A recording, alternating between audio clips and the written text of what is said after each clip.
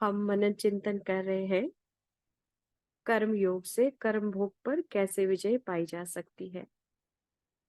कर्म योग से कर्म भोग पर किस प्रकार से विजय पाई जा सकती है, इस पर हम मनन चिंतन कर रहे हैं। तो बाबा हमें विभिन्न विभिन्न प्रकार की युक्तियां बताते हैं, किस प्रकार से कर्म योग से कर्म भोग को हम जीत सकते हैं। तो बाबा कहते हैं अगर आपका कर्म भोग खत्म हो रहा है, मिट रहा है, तो उसकी निशानियां क्या है? आत्मा की निर्णय शक्ति बढ़ जाती है, कौन सा काम करना चाहिए कौन सा नहीं करना चाहिए इसकी सूझबूझ और समझ भी बढ़ जाती है। फिर वेस्ट जो थॉट्स होते हैं, है ना, व्यर्थ संकल्प और जो बुरे विचार होते हैं, विकल्प होते हैं, वो अब नहीं चलते। भविष्य के बारे में कोई आशंका या चिंता नहीं रहती ऐसी आत्मा को। हाँ? उसी कोई इच्छाएं आशाएं नहीं रहती, क्योंकि उसके आवश्यकता अनुसार और समय पर सब कार्य स्वतः सिद्ध होते जाते हैं। धीरे धीरे सारे कार्य सिद्ध होते जाते हैं। उसके जीवन में राग द्वेष भय चिंता दुख अशांति की महसूसता नहीं होती। हाँ, उसके जीवन में अब कोई भी राग द्वेष नहीं है, किसी के प्रति कोई रोष नहीं है, भय चिंता नहीं है, दुख अशांति नहीं है। मान अपमान निंदा स्तुति जय पराजय लाभ हानि सब में वो समान स्थिति में रहता है। हम्म? उसको विश्व नाटक का यथार्थ ज्ञान होता है। उसकी दृष्टि में अपने पराये शत्रु मित्र का भेद भी नहीं होता, क्योंकि उसको अब सभी अपने लगते हैं, क्योंकि सभी आत्माएं हैं। हम्म? उसकी सहज आत्मिक स्थिति रहती है, माना वो हमेशा नम्र रहेगा, शुभ भावना शुभकामना सबको देता रहेगा, उसकी आत्मिक दृष्टि रहेगी। ये सारे क्या है, देखो, इसको और अगर आप डीपली समझे तो क्या अर्थ है इसका? मतलब ये है कि यदि हम कोई एक बुरा विचार करते हैं जो फिर बोल और कर्म में आता है, तो वो एक तरह से नींव डाल दी हमने बुराई की ओर जाने की। माना अपनी मूल स्थिति से सत्य से असत्य की ओर जाने की हमने एक एक रास्ता बना दिया, एक लकीर बना दी। और फिर उसके बाद स्वतः ही नेगेटिव थॉट्स वैसे बना और हम असत्य में डूबते जाते हैं। लेकिन जैसे ही भगवान का हम योग लगाते हैं, हम ज्ञान को समझते हैं, धीरे धीरे जीवन में धारण करना शुरू होते हैं, तो क्या होता है, वापस मुड़ते हैं हम। इट्स अ बैक जर्नी, है ना, वापस हम अपने मूल स्थिति की ओर, मूल स्वरूप की ओर मुड़ते हैं। तो धीरे धीरे धीरे वो जो हमने गलत काम किए होते हैं उनको हम कर्म योग से कर्म भोग से हम काटते जाते हैं, तो आत्मा अपनी मूल स्थिति में टिकना शुरू हो जाती है। जैसे मैंने आपको अपने अनुभव में बताया था, हाँ, शुरू में बहुत ज्यादा तृष्णा अशांति हलचल, अ, बहुत तेज आवाज, अ, मतलब बहुत फास्ट फास्ट बोलना, पर्सनैलिटी जिसको हम कहेंगे, ठहराव नहीं था। ठहराव नहीं था, एक तरह की होड़ लगी थी जीवन में, है ना। लेकिन जैसे ही ज्ञान को समझा, भगवान को समझा, है ना, कर्मों की वह गति को समझा, तो धीरे यही रास्ता है वास्तव में अपने पापों को काटने का। तभी परमात्मा को पतित पावन कहा जाता है। ईश्वर के सिवाय कोई भी पतितों को पावन नहीं बना सकता। बाकी साधु संत महात्माएं थामते हैं लोगों को पाप करने से, लेकिन जो उन्होंने पाप कर लिए उनको नहीं विनाश कर सकते, वो उनको भोगने पड़ते हैं किसी ना किसी तरीके से। तो हमें परमात्मा विधि सिखाते हैं, आगे आपसे पाप कर्म ना हो, और जो पीछे किए हैं उनको हमने कैसे कर्म योग से काटते जाना है। तो मैंने भी वो उस अवस्था से, अगर जो भी जीवन में अभी ठहराव आया है, हाँ, पर्सनैलिटी में जो है ना, बुद्धि निर्णय शक्ति बड़ी है, माना अब किसी को पूछना नहीं पड़ता मुझे क्या करना पड़ेगा। अब धीरे धीरे धीरे धीरे अपने आप खुद पर स्वयं पर निश्चय, संयम अपने आप आने लगता है। तो ये एक तरह की जो है मापदंड है, या एक तरह का स्केल है जिसके थ्रू आप समझ सकते हैं कि आपके कितने विकर्म विनाश हो रहे हैं, है ना, कितने विकर्म आपके विनाश हुए। लेकिन विधि वही है जो भगवान ने बताई। क्या विधि है? अपनी दिनचर्या को सेट करना सबसे पहले, फिर मनचर्या को सेट करना, फिर पूरा दिन ज्ञान का प्रयोग करते रहना, अपने संकल्पों पर ध्यान देना और बाबा को मन बुद्धि से याद करते रहना। ये क्या है? कर्म योग ना। तो कर्म योग से जैसे जैसे हम आगे बढ़ते जाते हैं तो आत्मा हल्की होती जाती है, माना असत्य से सत्य की ओर वापिस आना शुरू होगी। तो अगर हमारी निर्णय शक्ति बढ़ रही है, अब हमारा इतना व्यर्थ नहीं चलता, विकल्प नहीं चलते, इसका मतलब क्या? हम अपने मूल स्वरूप की ओर वापिस आ रहे हैं। निंदा स्तुति जय पराजय में अब हमें कोई ज्यादा इच्छा नहीं रहती, लाभ हानि में ज्यादा हम फंसते नहीं है। हम अपना पराया मित्र शत्रु ऐसा कोई भेदभाव हमारे जीवन से अब खत्म होता जा रहा है। इसका मतलब क्या हो रहा है? हमारे पाप नष्ट हो रहे हैं। तो इस प्रकार हमारी आत्मिक स्थिति सदा बनी रहेगी और साथ में सभी आत्माओं के लिए शुभ भावना शुभकामना रहेगी। वह जब चाहे जहां चाहे वहां अपनी मन बुद्धि को सहज स्थिर करने में समर्थ होता है। कौन? जिसके विकर्म विनाश हो रहे हैं, अर्थात अपने आत्मिक स्वरूप में संकल्प करते ही सहज स्थित हो जाता है। सोचा और सोल कॉन्शियस हो गए, फटाफट से ये चीज व्यर्थ है, फटाफट से मन बुद्धि को समेट लिया। ये नकारात्मक है, फटाफट मन बुद्धि को समेट लिया। तो ये पावर आ जाती है किसमें? उस आत्मा में जो जिसके विकर्म विनाश होने लगे हैं, अर्थात अपने आत्मिक स्वरूप में संकल्प करते ही सहज स्थित हो जाता है और जब चाहे जहां चाहे अपनी मन बुद्धि को सहज एकाग्र कर सकता है। जहां चाहे वहां पर अपनी मन बुद्धि को सहज एकाग्र कर सकता है। उसका व्यर्थ चिंतन में, पर चिंतन में समय और संकल्प नहीं जाता। वो दूसरों के बारे में नहीं सोचता, दूसरों की चिंता नहीं करता है, व्यर्थ चिंतन नहीं करता। इसलिए वह सहज ही परमात्मा के विश्व कल्याण के कर्तव्य में सहयोगी बन जाता है। तो भगवान के विश्व कल्याण के कर्तव्य में सहयोगी बन जाता है। तो ये लक्षण है कि हमारे हो रहे। अब अपने जीवन का आंकलन करके देखें, क्या हम ऐसा हो रहा है हमारे जीवन के साथ? मुझे तो अनुभव है कि बिल्कुल ऐसा हो रहा है। लेकिन कैसे संभव हुआ? सबसे पहले स्थूल चेंजेस करनी पड़ती है। स्थूल चेंजेस माना दिनचर्या सेट करनी है श्रीमत प्रमाण अनुसार, है ना। श्रीमत ने जैसा जैसा दिया है वैसे दिनचर्या। फिर उसके साथ साथ मनचर्या, माना मेरी सोच को मुझे सदा शुद्ध करते जाना। विकल्प आएंगे, काटते जाना, समेटते जाना। ये हो गया मनचर्या को सेट करना। जैसे दिनचर्या सेट हुई, मनचर्या सेट हुई, तो फिर अपने आप हम क्या करेंगे? हमारे विकर्म विनाश होते जाएंगे और मन बुद्धि पर नियंत्रण आ जाएगा। जहां चाहेंगे वहां मन बुद्धि को हम एकाग्र कर पाएंगे। तो इस प्रकार बाबा कहते हैं, बाप ने बच्चों को समझाया है कि तुम ऐसा अभ्यास करो जैसे कि तुम इस शरीर में हो ही नहीं। फिर बाप की मदद है या इनकी मदद है? मदद मिलती जरूर है और पुरुषार्थ भी करना होता है। बाप ने बच्चों को समझाया है कि तुम ऐसा अभ्यास करो कि जैसे कि तुम इस शरीर में हो नहीं।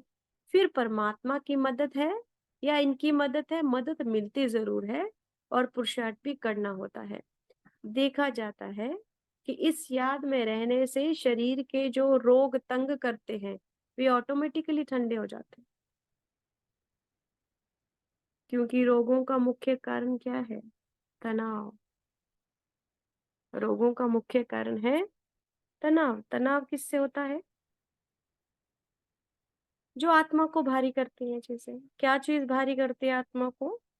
पांच विकार भारी करते हैं, है ना। दुनिया की देखना, दुनिया को देखना, दुनिया की बातें, दुनिया के कार्यकल्प, सारे ये क्या करते हैं? आत्मा को भारी करते हैं, क्योंकि ये सब असत्य है, माया है ना। तो असत्य आत्मा को भारी करता है। तो इसलिए जब हम अभ्यास करते हैं बाबा की बातों का मनन चिंतन करके, दिनचर्या मनचर्या सेट करते हैं, बाबा को याद करते हैं, तो ये सारा दबाव खत्म होता जाता है, भगवान की भी मदद मिलती है। इससे क्या होता है? भगवान की याद में रहने से, बाप की याद में रहने से शरीर के जो रोग तंग करते हैं वे ऑटोमेटिकली ठंडे होते जाते हैं। वह खुशी रह जाती है। जन्म जन्मांतर का पापों का बोझा सिर पर रहा हुआ है, ये कैसे पता पड़े? जन्म जन्मांतर का पापों का बोझा सिर पर रहा हुआ, ये कैसे पता पड़े? देखना है बाप से हमारी दिल लगती है या देहधारियों से। देखो अब बाबा भी स्केल दे रहे हैं, उस पर अपना आंकलन कीजिए, उस पर नापिए अपने आप को। जन्म जन्मांतर का पापों का बोझा सिर पर रहा हुआ है, ये कैसे पता पड़े? देखना है बाप से हमारी दिल लगती है या देहधारियों से। कर्म संबंधियों आदि की याद आती है तो समझना चाहिए हमारे विकर्म बहुत हैं। समझा? जब दुख लगता है तो कोई सगा संबंधी याद आए, अगर हमें भगवान ना याद आए, कौन याद आए? अरे उससे मदद मांग लूं, वो कर लूं, ऐसे कर लूं, इसका मतलब अभी बहुत पाप है, विकर्म बहुत है। बाप को याद कर अपने सिर से पापों का बोझा उतारना है। ठीक है? अगर हमें कोई कर्म संबंधी याद आता है, माना कोई अपना याद आता है कि चलो उससे मदद मांग लेते हैं, उससे मदद वा लेते हैं, इसका मतलब क्या हुआ? अभी आत्मा पर पापों का बोझा बहुत है। आपघात जीवघात से कर्म भोग और कर्म योग का संबंध। आपघात और जीवघात से कर्म भोग और कर्म योग का संबंध। आपघात और जीवघात का मूल कारण आत्मा का अपना कर्म भोगी है। ठीक है? आपघात क्या है और आपघात और जीवघात में क्या अंतर है, उसका ज्ञान भी बाबा ने दिया है। दुनिया में आपघात महापाप कहा जाता है। बाबा ने आपघात की वास्तविकता को भी बताया है और आपघात ना हो उसके लिए श्रीमत भी दी है। ठीक है? दुनिया वाले जीवघात को आपघात कहते हैं। आपघात माना आत्मा को मारना, जीवघात माना शरीर को मारना। तो दुनिया में शरीर को मारने को कह देते हैं आत्महत्या कीजिए, उसने उसने आत्महत्या कर ली। आत्महत्या थोड़ी है वो। आत्महत्या माना आत्मा की हत्या। आत्मा की हत्या कब होती है? जब हम विकारों में जाते हैं, विकारों के वश होते हैं, तो आत्मा को ही तो मार रहे हैं ना। जब हम नैतिकता से पीछे हटते जाते हैं तो माना आपघात कर रहे हैं। ठीक है? और जीवघात मन, और जब आपघात बहुत ज्यादा बढ़ जाता है तो व्यक्ति जीवघात कर लेता है फिर। क्योंकि आपघात के कारण इतना पाप बढ़ जाता है आत्मा में कि उसको लगता है कि चाहे शरीर छोड़ दूं तो इस दुख से मुक्ति मिल जाए, लेकिन ऐसा होता नहीं। शरीर छोड़ने से कभी भी दुखों से मुक्ति नहीं मिलती है। लेकिन संसार में अज्ञानता के कारण आपघात को ही क्या कह देते हैं? जीवघात कह देते हैं। ठीक है? जीवघात को आपघात कह देते हैं। दुनिया वाले तो जीवघात, जीवघात अर्थात शरीर को मारना। हाँ? शरीर को मारना, इसको आपघात कह लेते हैं, है ना? कहते हैं ना आत्महत्या करी। परंतु बाबा ने कहा कि आत्मा तो अजर अमर है, उसका घात तो कभी होता ही नहीं। उसको आप मार नहीं सकते, आत्मा को मार नहीं सकते। आत्मा को मारने का अर्थ क्या है? जो आत्मा की जरूरतें हैं, शुद्ध ज्ञान, सच्चाई, गुण, है ना, परमात्मा की याद, ये जब उसको ना दे तो हम आपघात करते हैं। झूठ, फरेब, छल, कपट, अ, पांच विकारों में खुद को लिप्त रखे, इसका मतलब हम आपघात कर रहे हैं, हम आत्मा की हत्या कर रहे हैं। क्योंकि आत्मा को जो आत्मा का भोजन है वो नहीं दे रहे। तो बाबा ने बताया कि लेकिन वहां पर दुनिया में क्या बोलते हैं? आत्महत्या, माना शरीर छोड़ दिया, शरीर को मारा, तो इसका मतलब कहते हैं आत्महत्या। लेकिन बाबा कहते हैं आत्मा तो अजर अमर है, उसका घात तो कभी होता नहीं है। जीव घात होता है और आत्मा एक शरीर छोड़ दूसरा ले लेती है। ठीक है? क्या होता है? जीव घात होता है और आत्मा एक शरीर छोड़ दूसरा ले लेती है। बाबा का बनकर बाबा का हाथ छोड़ देना वास्तव में आपघात, महाघात है। देखा? परमात्मा का बनकर फिर परमात्मा का हाथ छोड़ देना, ये है आपघात। क्योंकि भगवान का बनने से क्या मिल रहा था? ज्ञान मिल रहा था, शक्तियां मिल रही थी, गुण मिल रहे थे, नैतिकता आ रही थी जीवन में, सेल्फ डिसिप्लिन आ रहा था। आत्मोन्नति का स्रोत हमें परमात्मा के ज्ञान से मिलता है। तो बाबा का बनकर बाबा का हाथ छोड़ देना वास्तव में आपघात महापाप है, क्योंकि उससे आत्मा का अपना भी अकल्याण होता है और बाप का नाम भी बदनाम होता है। ये है आपघात। परमात्मा का बनकर बाबा का हाथ छोड़ देना वास्तव में आपघात महापाप है, क्योंकि उससे आत्मा का अपना भी कल्याण होता है और बाप का भी नाम बदनाम होता है। ज्ञान की यथार्थता को जानने वाला कब आपघात नहीं कर सकता। जो ज्ञान को सही रीति से जानता है वो कभी भी आपघात नहीं कर सकता। इससे भी हमारा कर्म भोग का खाता बनता है। ठीक है, जो ज्ञान को नहीं जानता है वही जीव घात करेगा, लेकिन ज्ञान को जो अच्छी रीति जानता है वो कभी भी आपघात नहीं कर सकता, भगवान का साथ नहीं छोड़ सकता। ठीक है, तो अगर हम भगवान का बन करके भगवान का हाथ छोड़ देते हैं तो ये आपघात होता है, इससे कर्म भोग का खाता बनता है। दूसरों को दुख देना तो पाप है ही, परंतु बाबा ने कहा है अपने को दुख देना भी पाप है, खुद को दुख देना भी पाप है। कोई तंग होकर अपना जीव घात कर लेते, है ना, किसी सिचुएशन से तंग हो गए तो आत्महत्या कर ली, वह भी पाप कर्म है, क्योंकि वह भी अपने कर्मों के फल भोगने से विमुख होना है। अपने कर्मों का फल है उससे विमुख होना है, इसको ही क्या कहते हैं। इसलिए लोग जीव घात करते हैं, क्योंकि जब जीवन में दुख आता है फेस नहीं कर पाते तो आत्महत्या कर लेते हैं। जबकि विधान है कि हर आत्मा को अपने कर्मों का फल भोगना ही पड़ेगा, वह चाहे इस जन्म में भोगे या अगले जन्म में भोगे। हर आत्मा को फल भोगना ही पड़ता है। कोई दुख ना होते भी भक्ति मार्ग में भावना से बलि चढ़ जाते हैं, देखो, है ना, कि लोग भगवान को खुश करने के लिए अपने शरीर की बलि दे देते हैं, उसको भी बाबा ने पाप कहा है। परंतु बाबा ने ये भी कहा है कि उस समय उनकी भावना अच्छी होती है, इसलिए उससे उनके कर्मों का कुछ खाता चुकता होता है। ठीक है, बहुत पाप करे फिर भक्ति में चले गए और भक्ति में भी फिर क्या किया, अपने आप को परमात्मा के लिए या देवी के नाम पे क्या कर लिया, बलि चढ़ गए। तो भगवान कहते हैं वो भी पाप है, क्योंकि शरीर को क्या करना था, इसी शरीर को वास्तव में उस पाप को भोगने के लिए यूज करना था, पुण्य कर्म कमाने के लिए यूज करना था, लेकिन क्या कर दिया, जीव घात कर दिया, तो वो भी पाप है।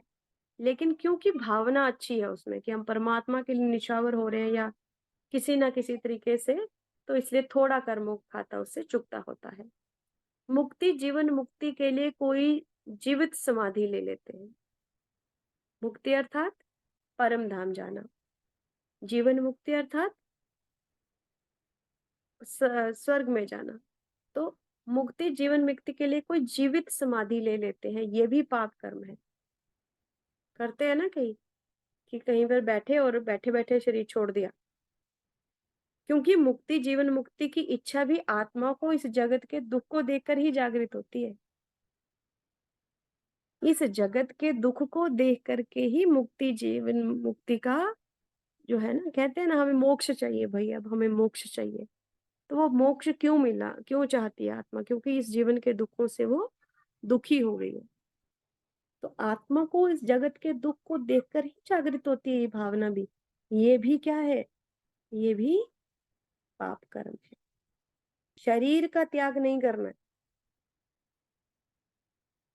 शरीर का त्याग बिना कारण करने से पाप कर्म बढ़ते हैं। आपघात और जीवघात से भी आत्मा अपने कर्म भोग से बच नहीं सकती है। ठीक है, आपघात और जीवघात से भी आत्मा अपने कर्म भोग से बच नहीं सकती है, उसको आगे जन्म में उसको भोगना ही पड़ता है।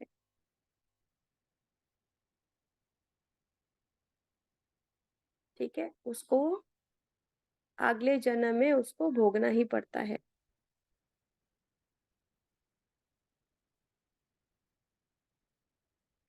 आपघात और जीवघात में जो कर्म कटने थे इसके बिना आपघात और जीवघात ना किए बिना जो कर्म कटने थे, वो कर्म कटते नहीं, वो कर्म भोग और बढ़ता जाता है।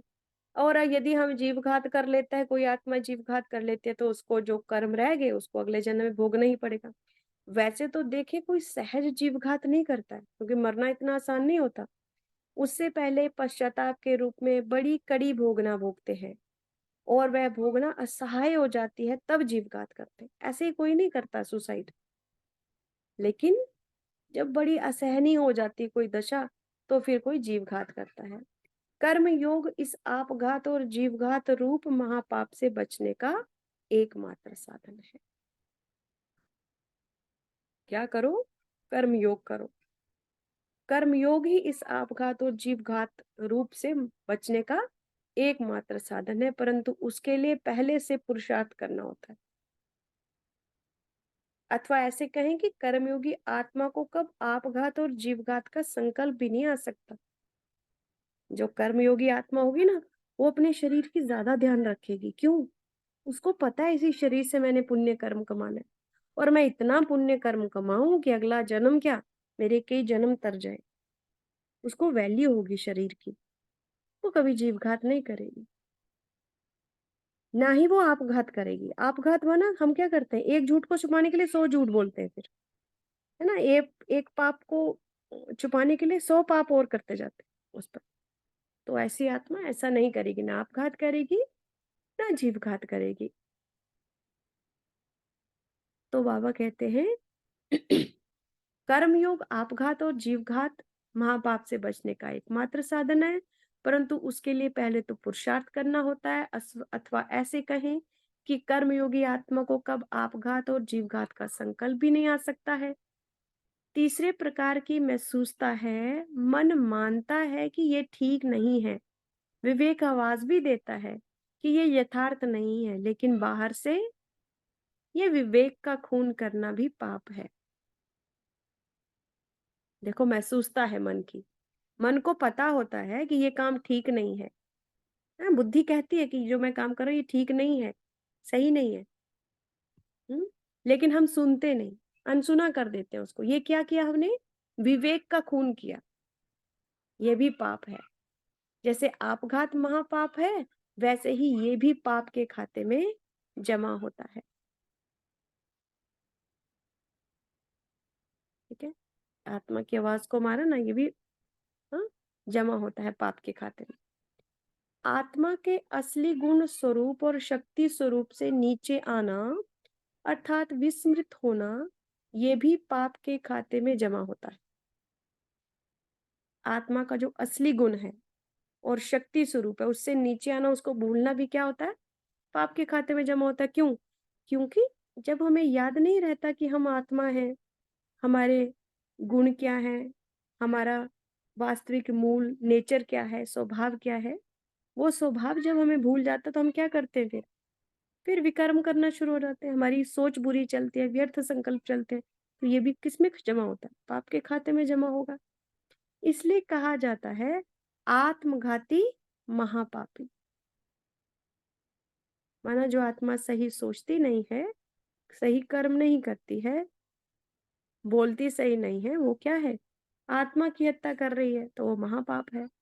माया के वश, परमत के वश, कुसंग के वश या परिस्थिति के वश अपने दबाते हो, तो समझो ईश्वरीय विवेक का खून करते।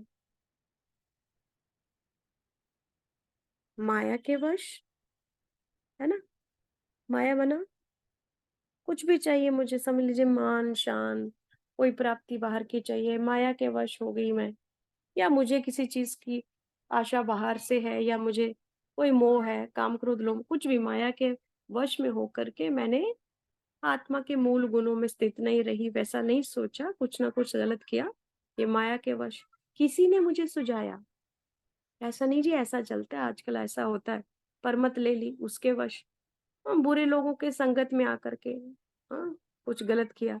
या परिस्थिति ने मुझे विवश किया, और मैंने अपने प्रिंसिपल्स के साथ, अपने नियमों के साथ, अपने असूलों के साथ, जो आत्मा को शक्तिशाली बनाते थे, उनसे मैंने कंप्रोमाइज किया। तो क्या होगा? ईश्वरीय विवेक दब गया तो इसका मतलब ईश्वरीय विवेक का खून करते हो।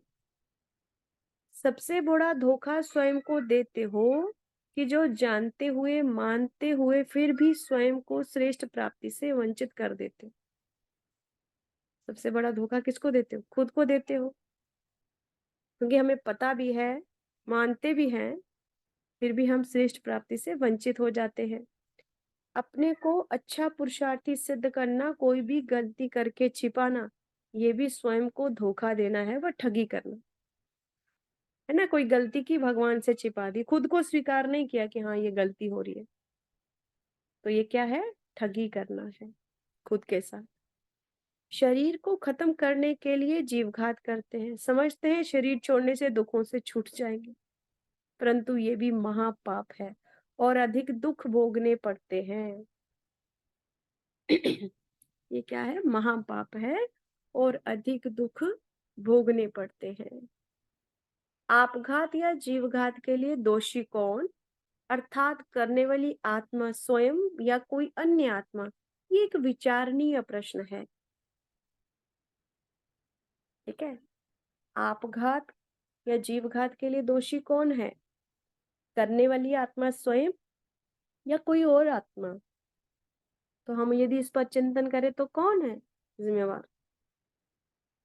वही आत्मा जो स्वयं ऐसा निर्णय लेती है, वही है रिस्पॉन्सिबल। ठीक है, कर्म भोग, कर्म बंधन, कर्म योग और संकल्प। कर्म भोग और कर्म बंधन आत्मा के विकल्पों का कारण बनते हैं। कर्म भोग और कर्म बंधन आत्मा के विकल्पों का कारण बनते हैं। विकल्प माना आत्मा में बुरे बुरे संकल्प उसी कारण चलते हैं। और कर्म योग आत्मा के शुभ संकल्पों का आधार है। जब हमारा ध्यान परमात्मा पर रहता है, भगवान को हम याद करते हैं, भगवान की रीति से जीवन जीते हैं, तो हम कौन हो गए? कर्म योगी। तो हमारे मन में कैसे संकल्प चलेंगे? शुभ संकल्प।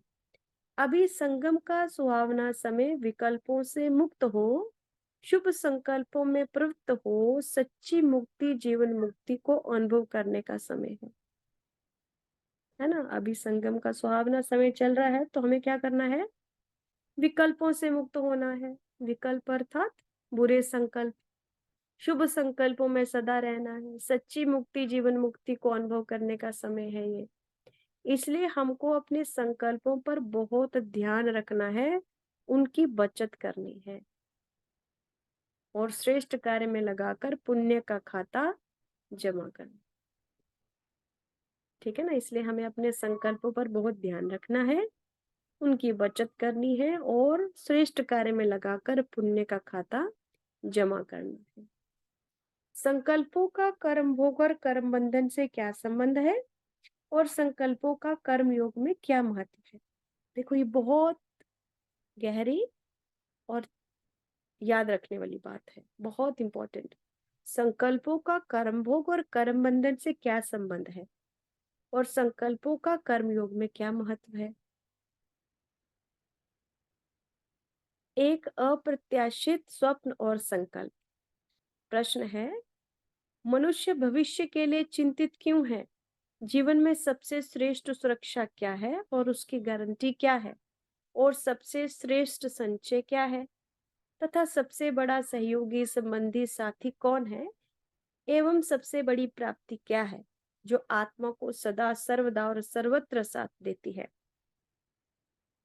अनुभव और विवेक कहता है कि सबसे श्रेष्ठ सुरक्षा और उसकी गारंटी है मनुष्य आत्मा के अपने श्रेष्ठ कर्म और उनका संचित कर्म फल। ठीक है, सबसे बड़ी सुरक्षा और गारंटी क्या है मनुष्य की? मनुष्य आत्मा के अपने श्रेष्ठ कर्म और उनका संचित कर्म फल, जो जाने अनजाने अप्रत्याशित रूप से उसकी सदा सर्वदा और सर्वत्र रक्षा करते। जो उसके अपने कर्म है वो उसके सदा हर जगह रक्षा करते हैं, सहयोग देते हैं, उसका अंत सुहावना करते हैं। जो पुण्य आत्मा होगी ना, उसका अंत सुहावना होता है। वर्तमान को भूलकर भविष्य के लिए भयभीत होना, चिंता करना अज्ञानता ही है। है ना? प्रेजेंट को भूल करके भविष्य की चिंता करना ये अज्ञानता है, जिसका निदान इस विश्व नाटक के यथार्थ ज्ञान से और परमात्मा के सानिध्य से ही संभव है। ठीक है, अब इस अज्ञानता का कैसे हम अ, दूर कर सकते हैं? विश्व नाटक का यथार्थ ज्ञान लो, भगवान का ज्ञान लो, उसी से ये व्यर्थ की चिंता मिटती है। जिसका ज्ञान हमारे सबसे बड़े प्रिय संबंधी परमपिता परमात्मा ने अभी हमको दिया है। इस संबंध में एक अप्रत्याशित स्वप्न को उदाहरण के लिए लिखते हैं। एक दिन एक अप्रत्याशित स्वप्न आया, जिसकी ज्ञान काल की तो बात ही छोड़ दे, अज्ञान काल में भी कभी कोई कल्पना नहीं की थी और ना ही जागृत में उसके विषय में कोई संकल्प था। उस स्वप्न में ही मन को उद्वेलित कर दिया, अनेक अप्रत्याशित संकल्पों रूपी प्रश्नों को जन्म दिया और उनका उत्तर भी दिया। सोते हुए स्वप्न आया कि मैंने कोई संचय नहीं किया है, परिवार नहीं बनाया, किन्हीं आत्माओं के साथ कोई विशेष संबंध बनाकर नहीं रखा, तो अंत समय हमारे जीवन में क्या होगा और कौन सहयोगी बनेगा? देखो, ये किसी को प्रश्न आया, स्वप्न आया ये, ठीक है? ये अज्ञान काल में भी नहीं आया था कभी, ठीक है? और उसके प्रति मन बहुत विचलित हो गया। क्या प्रश्न था? क्या स्वप्न था? कि हमने किसी के साथ कोई परिवार नहीं बनाया, हमने हमने किसी के साथ कोई संबंध संपर्क नहीं बना करके रखे, तो अंत समय में हमारा क्या होगा? कौन हमारा सहयोगी बनेगा? ये स्वप्न आते ही मैं अपने जीवन वृत्तांत पर विचार करने लगा और देखा कि परमात्मा ने तो मुझको बचपन से ही अप्रत्याशित रूप से सहयोग दिया है। एक अशिक्षित गांव और परिवार में जन्म लेकर भी मध्यम स्तर तक शिक्षा प्राप्त करने का अवसर दिया है। ना चाहते भी अप्रत्याशित रूप में फतेहगढ़ में राजपूत रेजिमेंट के रिकॉर्ड ऑफिस में नौकरी दिलाई, जिसके लिए अनेकानेक योग्य और प्रभावशाली प्रतियोगिता में थे। जीवन में अप्रत्याशित भक्ति भावना जागृत की, जिससे नौकरी को भी छोड़कर भक्ति का लक्ष्य पूरा करने का पुरुषार्थ किया और अप्रत्याशित रूप में ही भक्ति का फल भगवान मिल गया। भगवान को पाने के बाद भी जीवन में अनेक अप्रत्याशित घटनाएं हुई और उनमें अप्रत्याशित सफलता भी मिली। अनेक प्रकार के लौकिक दुनिया में उन्नति के अप्रत्याशित अवसर भी मिले, परंतु मन बुद्धि कहाँ स्थिर नहीं हुए। अंत में परमात्मा पिता ने जीवन के सर्वोच्च शिखर पर लाकर खड़ा कर दिया, जहां किसी प्रकार की असुरक्षा का संकल्प और प्रश्न ही नहीं है। परंतु फिर भी ये अप्रत्याशित स्वप्न क्यों आया, जिससे ये सोचने और लिखने के लिए मुझे बाध्य कर दिया। ठीक है, वो व्यक्ति कहता है कि मुझे तो स्वप्न में आया कि भाई मैंने ना तो परिवार किया, ना मैंने लोगों के साथ बड़े संबंध अपने उस तरह के बनाए हैं। हाँ, तो मेरा अंत समय में क्या होगा? मेरी कौन मदद करेगा? तो फिर उसने देखा, उसने विचार किया इस पर, फिर उसने कहा कि देखो भगवान मुझे कहाँ, गरीब परिवार में एक पैदा हुआ मैं, फिर मैं वहां से देखो कहीं पर कोई पढ़ने लिखने का कोई इतना ज्यादा सुविधा नहीं थी, लेकिन मैं फिर भी अच्छा पढ़ लिख गया, मुझे नौकरी भी मिल गई। उसके बाद भी इतनी इतनी घटनाएं हुई जहां से मुझे भगवान ने निकाला, सुरक्षित तरीके से निकाला और अब इतने अच्छे सर्वोच्च शिखर पर ला करके खड़ा कर दिया है, जहां किसी भी प्रकार का असुरक्षा का संकल्प और प्रश्न ही नहीं है। माना बाबा के घर में कहीं ना कहीं वो किसी अच्छी ऊंची पदवी पर बैठा होगा आत्मा, है ना? तो फिर उन्होंने कहा कि फिर मुझे ये प्रश्न क्यों आया? उस अप्रत्याशित स्वप्न में ही अनेकानेक संकल्प और विचार चल रहे थे, जो भविष्य के विषय में चिंतित भी कर रहे थे कि धीरे धीरे स्वप्न से जागृत अवस्था आने लगी, तो देखा मैं तो उस स्थान पर बैठा हूं जहां किसी प्रकार के ऐसे संकल्प की मार्जिन ही नहीं है।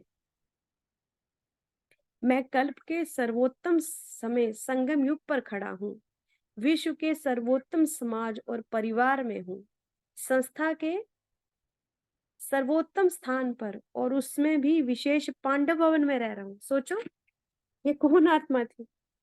जिनने परिवार नहीं बनाया था, जिनने कोई संबंध संपर्क नहीं ऐसे बनाए थे, है ना? और फिर भगवान ने धीरे-धीरे मदद करके उनको कहाँ बिठा दिया था? संगम युग पर ले आए थे बाबा उनको, है ना? क्योंकि परमात्मा मिला माना संगम युग पर आ गए। फिर वो ऐसे लोगों के बीच में रह रहे थे, यो हैं ही सारे ज्ञानी ध्यानी, है ना? ब्राह्मणों के बीच में रह रहे हैं। फिर कहाँ रह रहे हैं? सर्वोत्तम स्थान पर, कहाँ? पांडव भवन में रह रहे हैं, जिसकी 4 धामों के रूप में परमात्मा ने स्वयं ही महिमा की है। और फिर भी ये अप्रत्याशित स्वप्न क्यों आया? इन विचारों के चलते ही मैं उठकर तैयार होकर रात को 2 बजे बाबा के कमरे में जाकर बैठ गया। इस संबंध में सोच विचार चलता रहा और इस विश्व नाटक के अनेक विधि विधानों के विषय में चिंतन चलता रहा और अनुभव किया कि ये विश्व नाटक कितना रहस्यमय है। इसके विधि विधान कितने गूढ़ और सत्य हैं, जिसके अनुसार हर मनुष्य को उसके मनसा वाचा कर्मणा किए गए कर्मों का फल जाने अनजाने अप्रत्याशित रूप से मिलता ही है। ठीक है, 2 बजे उठ करके बाबा के कमरे में बैठे होंगे, फिर सोच विचार चलने लगा कि ये क्यों मुझे स्वप्न आया, जबकि मैं तो इतनी सुरक्षित जगह पर हूँ, ऐसे इतने सुंदर परिवार में हूँ। तो क्या चिंतन चला कि इस विश्व नाटक के अनेक विधि विधान है। हाँ, ये बहुत रहस्यमय विश्व नाटक है। इसके विधि विधान इतने गहरे हैं और सत्य हैं, जिसके अनुसार हर आत्मा को उसके मनसा वाचा कर्मणा, मन के लेवल पर, वाचा के लेवल पर, कर्मणा के लेवल पर जो किए हुए कर्म है, उनका फल जाने अनजाने में मिलता रहता है। मनुष्य का संचित कर्म फल ही उसको अप्रत्याशित स्थान पर ले जाता है। मनुष्य का अपना ही संचित कर्म फल अनेक व्यक्तियों से सहयोग भी दिलाता है। समझ रहे हैं क्या हो रहा है? हमारे कर्म ही वास्तव में हमें व्यर्थ यदि हमें चलता है, नेगेटिव हमें चलता है, ये हमारे कर्मों का ही फल है। अगर हमें किसी से सहयोग मिलना है, वो भी हमारे कर्मों का फल है। किसी से सहयोग नहीं मिलना, ये भी हमारे कर्मों का फल। ठीक है, तो इसलिए हाँ, उसको सहयोग भी दिलाता है, तो अपना कर्म फल ही कर्म भोग के रूप में उसको अनेक प्रकार के दुख अशांति की अनुभूति भी कराता है। इसलिए इस विश्व नाटक को जानने वाले ज्ञानी धीर वीर पुरुष कब भविष्य की चिंता और चिंतन ना करके अपने समय संकल्प शक्ति को वर्तमान में श्रेष्ठ कर्मों पर प्रवृत्त रखते हैं, जिसके फलस्वरूप भविष्य स्वतः ही सुखमय हो जाता है। समझा? क्या करना है हमें? हमें भविष्य की चिंता करने की जरूरत नहीं है। गीता में भी लिखा, कर्म कर फल की इच्छा ना कर, क्योंकि फल तो परछाई, वो तो मिलना ही है। केवल कर्म, कर्म हमारा अच्छा होना चाहिए। और कर्म कहाँ से शुरू होता है आत्मा का? संकल्प से। यदि मैं पूरा दिन नेगेटिव सोचती हूँ, व्यर्थ सोचती हूँ, तो कर्म कैसा हो रहा है ये ध्यान रखना है। मेरी वाचा कैसी है ये ध्यान रखना है। सिर्फ अटेंशन खुद पर, प्रेजेंट में रहना चाहिए। सोचो ये कितनी आदत बाबा हमें डलवाते हैं। अज्ञान काल में बहुत चिंता रहती थी, बहुत व्यर्थ चलता था, बहुत ज्यादा। लेकिन जैसे जैसे ज्ञान की गहराइयों में उतरते जा रहे हैं, भगवान को याद करते जा रहे हैं और लीकेजेस बंद कर दिए। समझा? लीकेजेस माना ज्ञान ऊपर से भर रहे हैं, फिर कुछ ऐसा कर्म कर रहे हैं कि ज्ञान धूमिल होता जा रहा है। उनको बंद कर दें, वो लीकेजेस होते हैं। उनको जब बंद कर दिया, तो फिर अपने आप मन बुद्धि स्थिर होने लगता है प्रेजेंट में। तो हम वर्तमान पर ध्यान देने लगते हैं। और जब वर्तमान पर ध्यान देते हैं, तो आपका कितना समय बच जाता है, सोचिए। बहुत समय आपका बच जाता है। तो इस प्रकार क्या करना, हमें भविष्य की चिंता नहीं करनी है, उनका उसका चिंतन भी नहीं करना है। क्या करना है? अपना अभी का समय संकल्प और शक्ति को श्रेष्ठ कर्मों में यूज करना है, वहां सफल करना है, जिससे भविष्य अपने आप ही क्या हो जाएगा? सुखमय हो जाएगा। हम विचार करें तो देखते हैं, दुनिया में अनेकानेक ऐसे उदाहरण हैं जिनके पास विपुल धन संपत्ति और समर्थ संबंधी होते भी समय पर कोई काम नहीं आया। आपको पता है, एप्पल कंपनी के फाउंडर स्टीव जॉब्स। वो भी जब बहुत बीमार हो गए अंत में तो कहाँ गए फिर? एक इंडियन स्पिरिचुअल लीडर के पास ही गए, नीम करोली बाबा करके एक बाबा है, उनके पास गए और वहां से भी क्या लिया? Spiritual knowledge.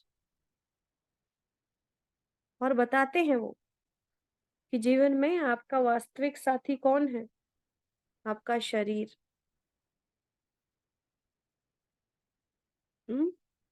बहुत सारे ऐसे बुद्धिजीवी रहे हैं जिन्होंने जीवन में बहुत ज्यादा काम काम काम काम किया, लेकिन भगवान को उस पे अपने मूल स्थिति से हट गए।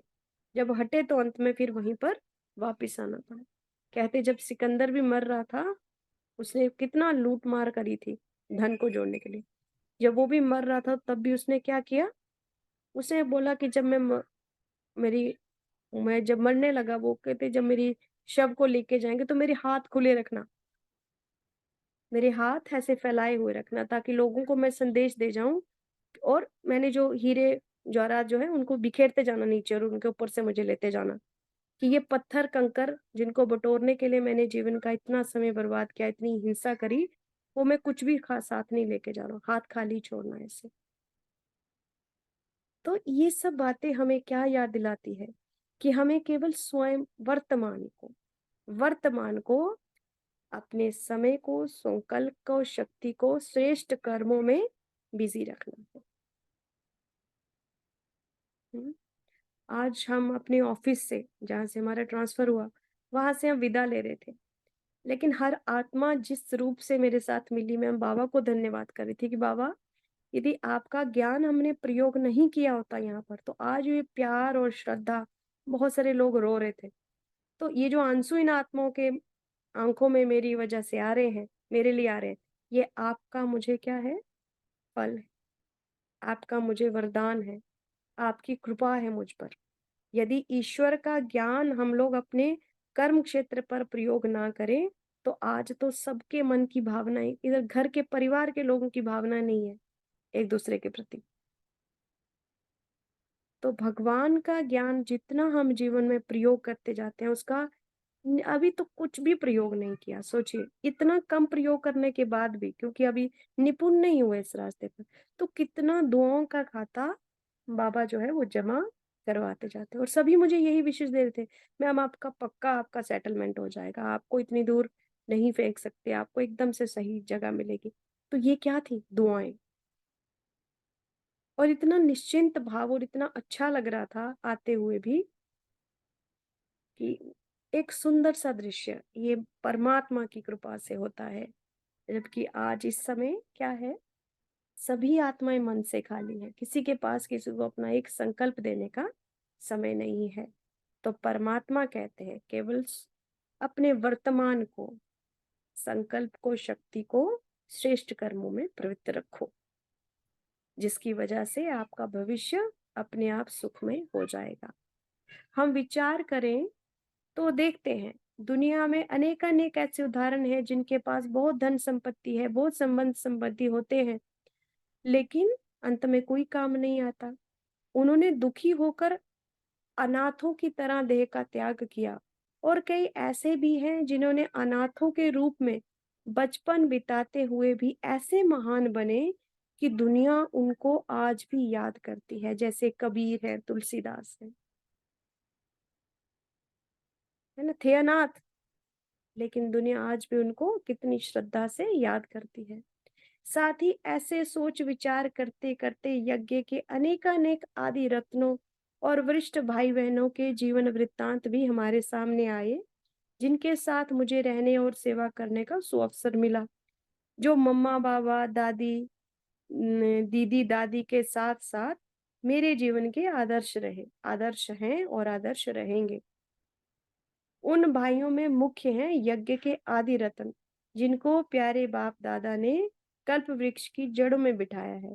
वे हैं आदरणीय दादा विश्व रत्न जी, जिनका जीवन यज्ञ में आने के समय से ही हमारे लिए प्रेरणा स्रोत रहा है।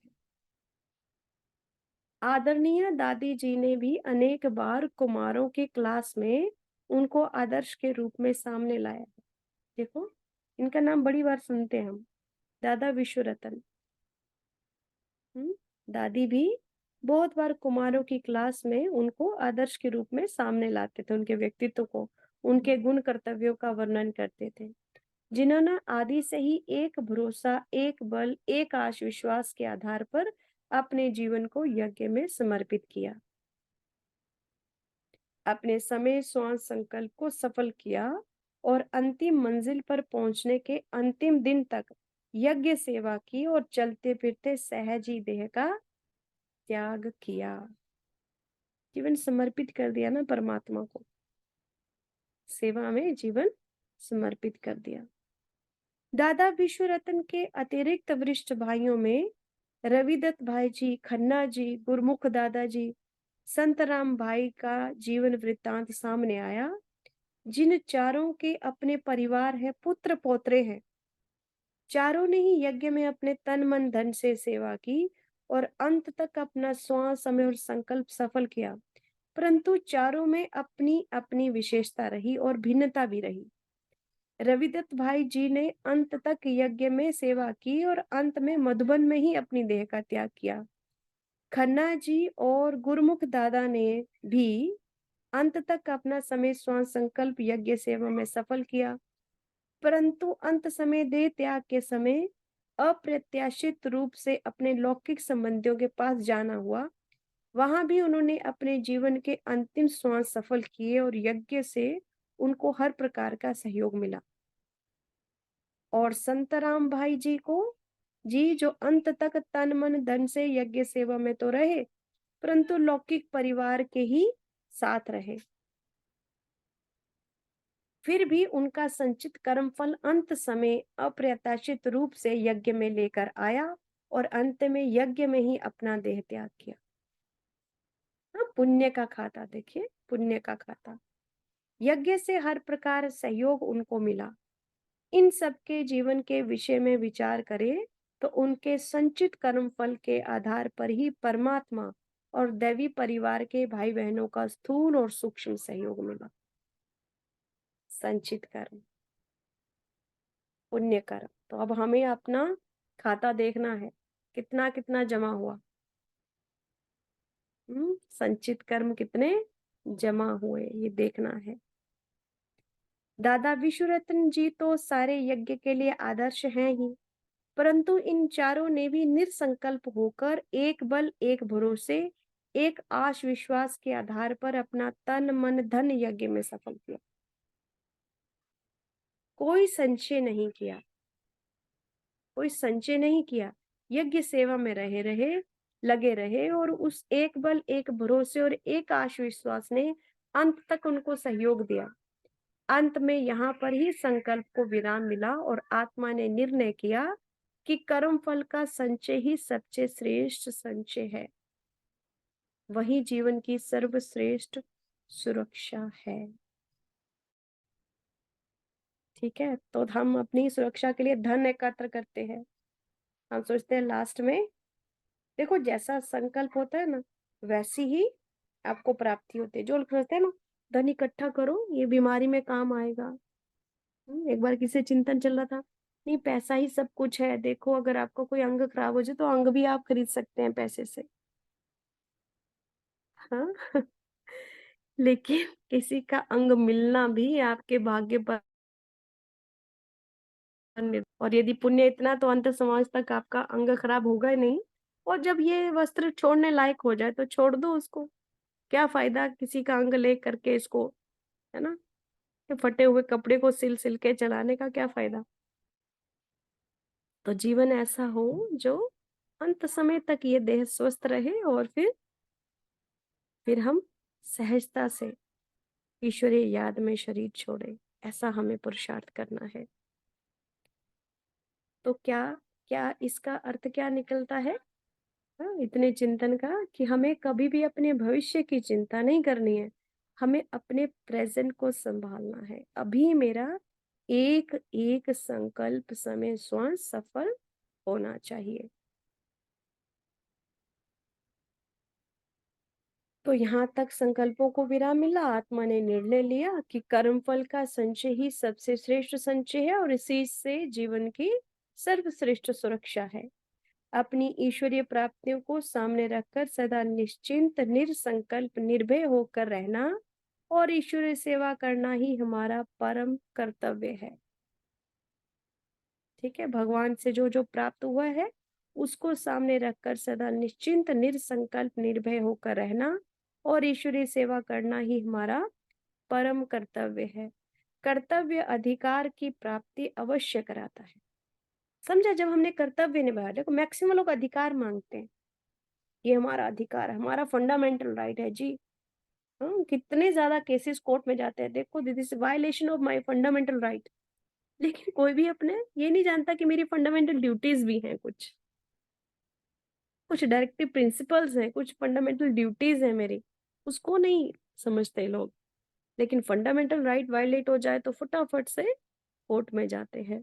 लेकिन क्या है सत्य, कर्तव्य जब निभाया हो तो उससे अपने आप ही अधिकार प्राप्त होता है। कर्तव्य अधिकार की प्राप्ति अवश्य कराता है। इस विश्व नाटक में कर्म और फल का अद्वितीय संतुलन है। जैसा कर्म वैसा फल, अद्वितीय संतुलन, जिसके फलस्वरूप आत्मा को उसके मनसा वाचा कर्मणा किए गए कर्मों का फल अप्रत्याशित रूप से मिलता ही है। उसके विषय में अंश मात्र भी विचार करने का स्थान नहीं है।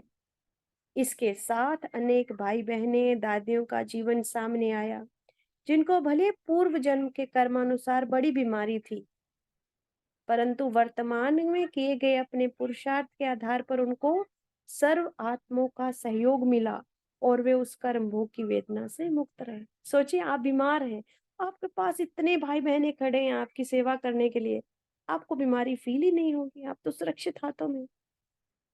जबकि दादियों के कोई बड़े बड़े परिवार नहीं थे, वो परिवार को छोड़ आई थी, कोई उन्होंने अपना परिवार बनाया नहीं, है ना। अभी मनुष्य क्या करता है, अरे नहीं विवाह करना जरूरी है, फिर संतान होना जरूरी है, साथी मिलता है, साथी के लिए विवाह करते हैं, फिर बुढ़ापे का सहारा करने के लिए संतान पैदा करते हैं। लेकिन उससे सचमुच ही आपको अ, क्योंकि ये सब तो कर लिया आपने, लेकिन उसके साथ बहुत फर्ज जुड़े हैं। संतान को भी फिर उस तरह की नैतिक वैल्यूज देनी पड़ती हैं, उसको एक एक एक अच्छा जो व्यक्तित्व है उसका बनाना पड़ता है। अगर आपने व्यक्तित्व अच्छा नहीं बनाया और ऐसी संतान पैदा कर दी तो वो भविष्य में आपका सहारा नहीं बनेगा कभी भी। तो संतान पैदा करके फिर उसमें नैतिकता को भरना, उसको दुनिया की गंदगी से बचाना, उसको, ये एक बहुत मेहनत का काम है। हाँ? ये यदि आप नहीं करते हैं तो फिर फ्यूचर में आप उनसे मदद की कोई भी आशा ना रखें। केवल स्थूल चीजें दे देने से ही एक पेरेंट का कर्तव्य पूरा नहीं होता।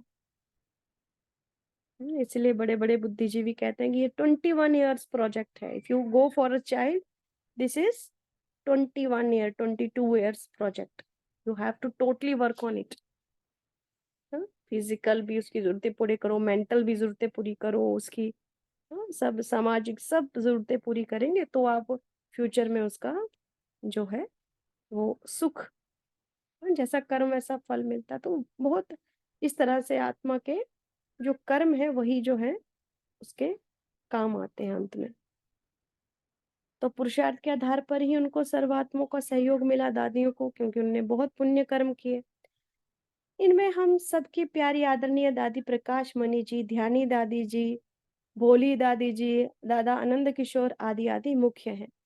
ऐसे ही हम संतरी दादी जी को देखें तो कैसे अंत समय कलकत्ते से अपना सारा कारोबार पूरा करके आई और मधुबन में आकर अमृत वेले सहज रीति से अपनी पार्थिव देह का त्याग किया। सोचो, कहाँ से आई, कलकत्ता से अपना सारा कारोबार पूरा करके आई और अमृत वेले में अपने शरीर का त्याग किया। अभी भी हम आदरणीय अपनी निर्मल शांता दादी जी, भूरी दादी जी आदि को देखते हैं, जिनकी इतनी बड़ी आयु है, फिर भी, अब तो ये दादियां नहीं रही हैं, लेकिन तब जब पुस्तक लिखी गई थी तब होंगी, इतनी बड़ी आयु है फिर भी सहज ही देखने में आती है। ये सब इन आत्माओं के संचित कर्म फल का प्रभाव है, जिसने इनको सहयोग दिया और दे रहा है। ठीक है? जिसके पास पुण्य होगा ना, वो आत्मा निश्चिंत होगी। ये 101% निश्चिंत होगी, उसको कोई चिंता तनाव नहीं होगा, निश्चिंत आत्मा होगी वो। वर्तमान समय इस ईश्वरीय यज्ञ की निमित्त आधार मूर्त और विश्व की उद्धार मूर्त आदरणीय दादी जानकी जी के जीवन को देखते भी है और उनके मुख अरविंद से सुनते भी हैं कि उन्होंने कैसे अप्रत्याशित रूप से आई हुई परिस्थितियों पर और आई हुई अपने कर्म भोग पर कर्म योग के द्वारा विजय पाई, और उसका उदाहरण के रूप में न केवल इस यज्ञ में बल्कि देश विदेश में प्रस्तुत किया और कर रही है। उसका उदाहरण कर्म योग से कर्म भोग पर विजय पाकर उसका उदाहरण उन्होंने पूरे देश विदेश में दिया। इतनी बड़ी आयु होते भी उनका उमंग उत्साह, हाँ, विश्व कल्याण की भावना, कर्मयोग से कर्म भोग पर विजय का पुरुषार्थ, कर्मयोगी स्थिति हम सबके लिए प्रेरणा स्रोत है और अनुकरणीय है। हम उनका क्या करें, कॉपी करें उनको, उन्होंने किस तरह से ये सब किया। तो ये सब क्या है, ये सब उदाहरण है कि कैसे हम कर्म योग से कर्म भोग पर विजय पा सकते हैं। भविष्य की हमें कोई चिंता करने की जरूरत नहीं है, हमें केवल वर्तमान समय को देखना है, अपनी गलतियों को सुधारते जाना है। कहाँ पर मुझसे मिस्टेक हो रही है, उसको जितना जितना हम ठीक करते जाएंगे, हमारे जीवन में अपने आप सुख शांति समृद्धि आती जाएगी। मुझे ध्यान ये रखना है कि मेरा कोई भी संकल्प, मेरा कोई भी बोल, मेरा कोई भी कर्म भगवान की श्रीमत के विपरीत ना हो। जो बाबा ने कहा बस वो मैं करूं, है ना? इस बात का जितना देखो, अभी अभी अपने जीवन को यदि हम देखें, कितना ही धारण किया अभी, हाँ अभी बहुत कुछ धारण करने को है, लेकिन तब भी इतनी प्राप्ति है। तो फिर और करते जाएंगे तो सोचिए कहाँ के कहाँ पहुंच जाएंगे। अच्छा, अभी यहीं तक रखते हैं। देखेंगे अपने आप को भ्रिकुटी के मध्य चमकता हुआ मैं सितारा।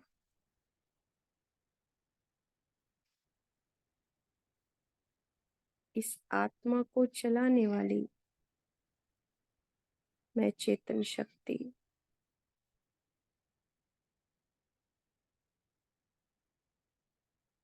ये शरीर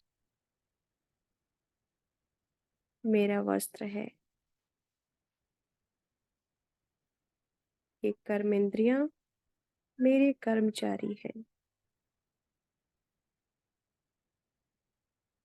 मेरी मन बुद्धि भी मेरी आज्ञा अनुसार कार्य करती है।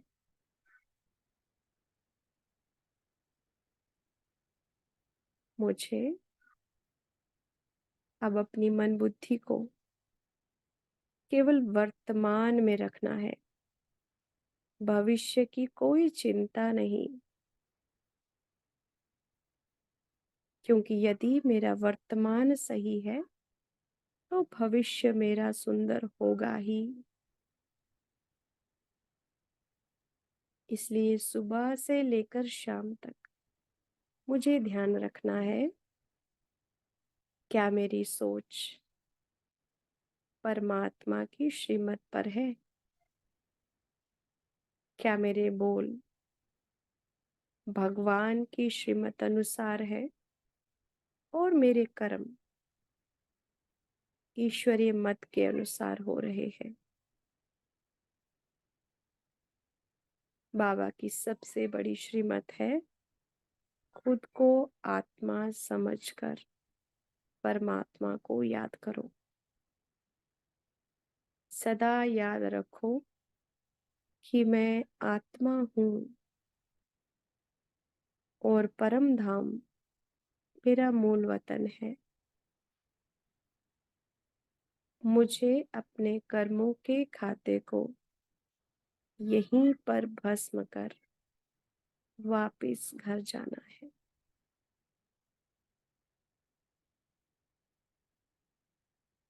देखें जरा स्वयं को, इस स्थूल देह को छोड़कर ऊपर आकाश की ओर मैं सितारा उड़ चला हूँ। धीरे धीरे चांद सितारों को पार करते हुए,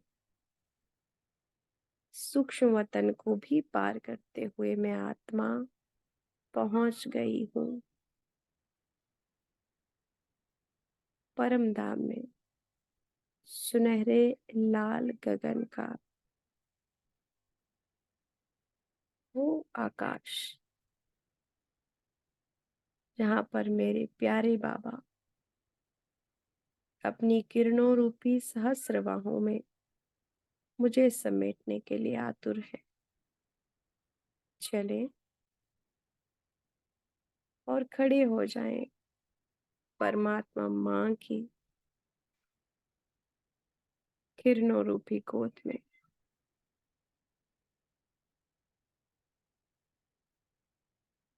इस अतीन्द्रिय सुख का आनंद लें।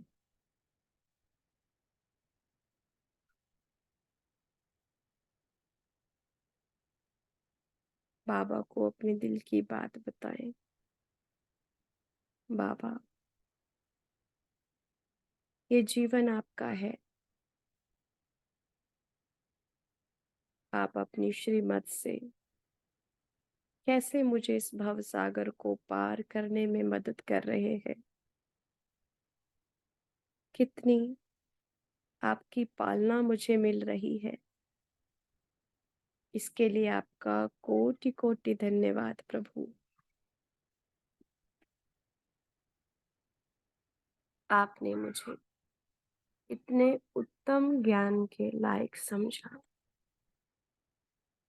आपका कोटि कोटि धन्यवाद। बहुत बहुत शुक्रिया बाबा। मैं आपका साथ और आपका हाथ कभी नहीं छोड़ूंगी। बहुत बहुत धन्यवाद बाबा। ओम शांति।